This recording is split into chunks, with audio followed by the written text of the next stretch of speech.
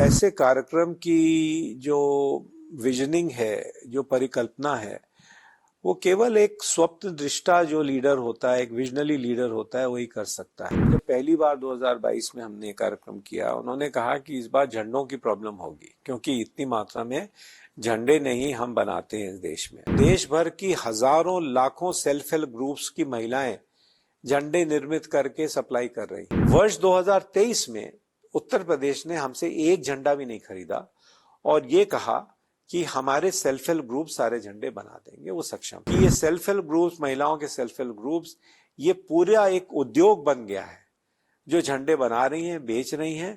आजादी का अमृत महोत्सव एक बड़ा अनोखा कार्यक्रम था और ऐसे कार्यक्रम की जो विजनिंग है, जो परिकल्पना है, वो केवल एक स्वप्न दृष्टा जो लीडर होता है, एक विजनरी लीडर होता है, वही कर सकता है। प्रधानमंत्री जी ने अपनी आगे की मीटिंग में यही कहा कि भाई आपको ऐसे प्रतीक लेने इस देश के जिससे लोगों का स्वाभाविक जुड़ाव हो। तिरंगे का उन्होंने उदाहरण दिया था, मिट्टी का उदाहरण दिया था।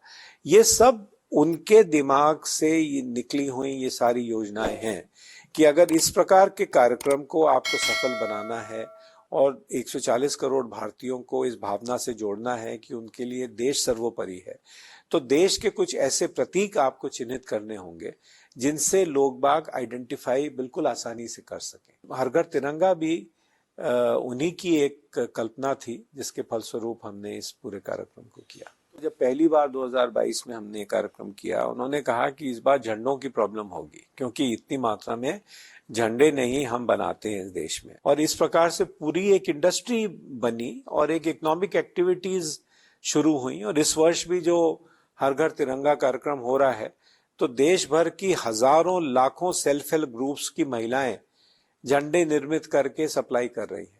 पहले वर्ष जब हमने कार्यक्रम किया तो सरकार ने राज्यों को 7.5 करोड़ के करीब झंडे डायरेक्टली और पोस्ट ऑफिस के माध्यम से सप्लाई किए। पहले वर्ष में 7.5 करोड़।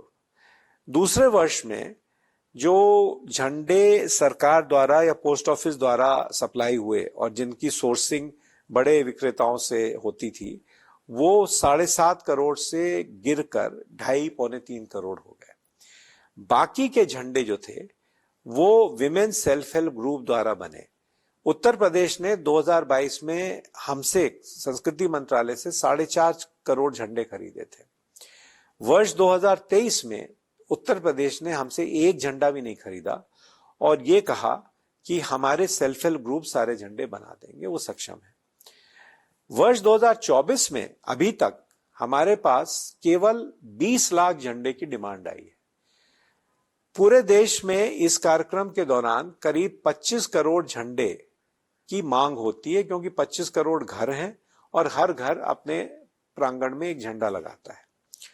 तो 25 करोड़ में जो पहला वर्ष था, उसमें हमने 7.5 करोड़ झंडे बड़े विक्रेताओं के माध्यम से बना के डिस्ट्रीब्यूट किए, जो मात्रा दूसरे वर्ष में कम होके लगभग 2.5 करोड़ हो गई। और इस वर्ष वो ना के बराबर है कि ये सेल्फ हेल्प ग्रुप्स, महिलाओं के सेल्फ हेल्प ग्रुप्स, ये पूरा एक उद्योग बन गया है, जो झंडे बना रही हैं, बेच रही हैं।